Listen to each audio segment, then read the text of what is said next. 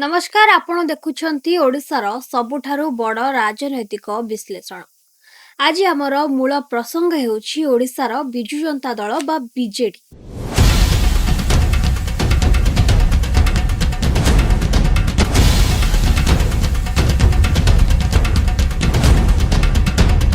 ओडिशारे दीर्घ 24 वर्षर सरकार गला परे एबे सारा राज्य रे सबुठारु बड़ प्रश्न उठुछि क्षमताच्युत होइथिबा बीजेडी पुणी थरे प्रत्यावर्तन बा कमबैक करि पारिबो कि। बीजेडी एबे एक नुआ स्लोगान धरी मैदान को ओह्लाइबाकू प्रस्तुत हेउछि। 24 वर्षर नवीन सरकार बनाम 24 मासर मोहन सरकार। एही स्लोगान देई लोकंक पाखकू जिबाकू चेष्टा करुछि बिजु जनता दल। किंतु प्रश्न उठुछि एही स्लोगान रे बीजेडी को केते सफलता मिलिबो। आज आमे एहार ही भीतर कथा बा गुमर खोलिबा। निकटरे शंख भवन रे बीजेडी रो एक बड़ चिंतन किंबा मंथन बैठक अनुष्ठित होइतिला। एही बैठक रे आंचलिक दलर सुप्रीमो नवीन पटनायक एक बड़ निष्पत्ति नेथिले। से निर्देश दैछंती जे दलर समस्त नेता और कर्मी माने एबे सीधा सड़क जनसाधारण को पाखकू जिबे। नवीन बाबू 24 वर्षर सुशासन एवं बीजेपी रो एही 24 मासर शासन भितरे कौन फरक रहिछि ताहा लोकंकु बुझाइबे। किंतु एठारे एक बड़ राजनैतिक प्रश्न उठुछि। कौनसी राजनैतिक दल सम्मुखरे जेतेबेले एभली एक बड़ चैलेंज आसे सेतेबेले सेही दल केमिति प्रतिक्रिया बा रेस्पॉन्स प्रकाश करुछि ताहा ही तार भविष्यत स्थिर करे। राजनीतिर दुईटी जिनिस बहुत गुरुत्वपूर्ण। प्रथमटी हेउछि रेस्पॉन्स टू अ चैलेंज को सामना करिबार तरीका एवं द्वितीयटी हेउछि रिएक्शन टू अ सिचुएशन परिस्थिति उपरे तुरंत प्रतिक्रिया। यार एक बड़ उदाहरण निकटरे ओडिशा रे देखिबाकू मिलिछि।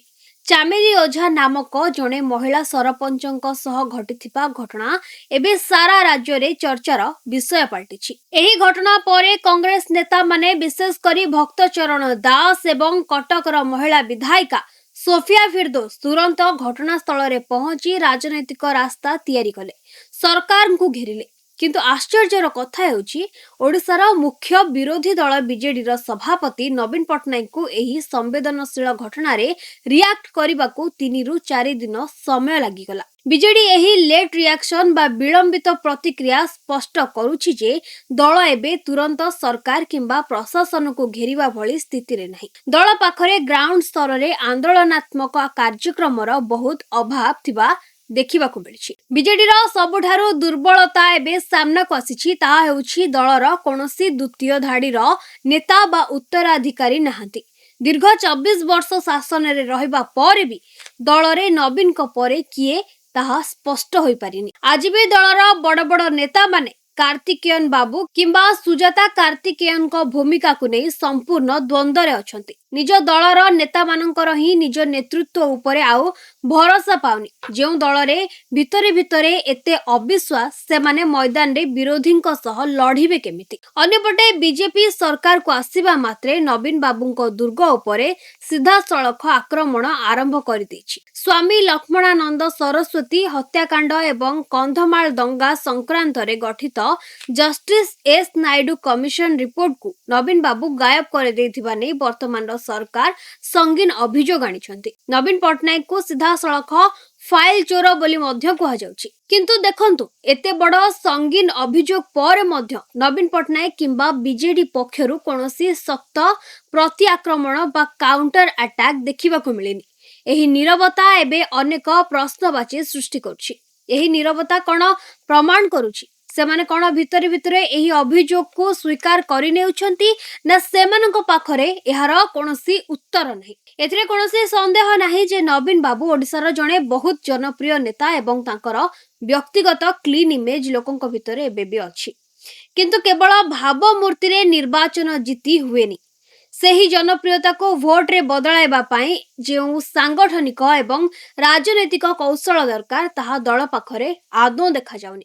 जदि आमे बीजेडी रो गत 2009, 2014, 2019 एवं 2024 निर्वाचन रो समीक्षा करिबा तेबे गोटिए बड़ सत सामना को आसीबो। बीजेडी पाई निर्वाचन कोनोसी ग्राउंड स्तरर नेता लढु नथिले बरं एहाको ऑफिसर माने ही परिचालना करुथिले। बीजेडी प्रकृत रे एक कैडर बेस्ड दल नथिला, एहा थिला एक ऑफिसर ड्रिवेन मशीन। जिलार कलेक्टर हेउ तहसीलदार हेउ कि आईआईसी एही ऑफिसर मानक द्वारा ही विरोधी को दबाई रखा जाउथला एवं निर्वाचन परिचालना करा जाउथला।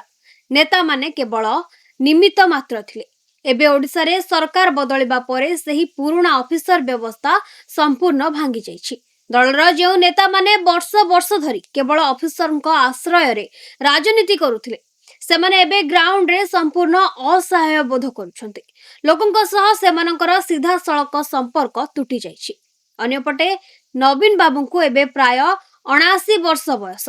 जदियो तांको बापा प्रबाद पुरुष बिजू बाबू 82 वर्ष बयस रे प्राण त्याग करथिले, किंतु नवीन बाबूंको एही शारीरिक स्थिति रे पुणी थरे सारा ओडिसा खरारे बुली गाँ गाँ बुली निजर पुराना सांगठनिक नेटवर्क को ठिया करिबा एते सहज नुहे। दल हातरू क्षमता जिबा परे एभली कोनोसी शक्तिशाली कर्मी संगठन बा नेटवर्क नहीं जहा प्रत्येक प्रसंग रे रास्ता को ओल्हाई सरकार विरोध रे आंदोलन करि परिबो।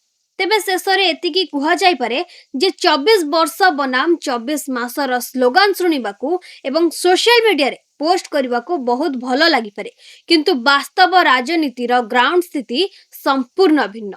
बीजेडी एबे भी ओडिसार सबुठारु बड़ विरोधी दल, जहा तांको पाई सबुठारु बड़ प्लस पॉइंट बा एडवांटेज, किंतु नेतृत्वर शून्यता ऑफिसर मानक उपरे अत्यधिक निर्भरशीलतार परिणाम एवं चैलेंज को सामना करिवार उचित रणनीति अभावरु बीजेडी आगामी दिन रे आहुरी बड़ समस्या रे पड़िबाकू जाउछि। दल पाखरे नेता तो अनेक अछंती, किंतु वास्तव रे दलटी एबे नेतृत्व विहीन मने हेउछि। ओडिसार राजनीतिक चित्र बहुत शीघ्र बदलिबाकू जाउछि एवं बड़ परिवर्तनर आभास मिलुछि।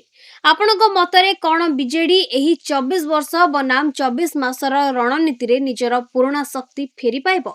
नवीन बाबू पुणी कमबैक करि परिबे कि? हमकु निश्चित तळे कमेंट करी जणांतु। जदि वीडियोटी भलो लागि थाए तेबे लाइक एवं शेयर करंतु एवं हम चैनल को सब्सक्राइब करबा को भूलंतुनी।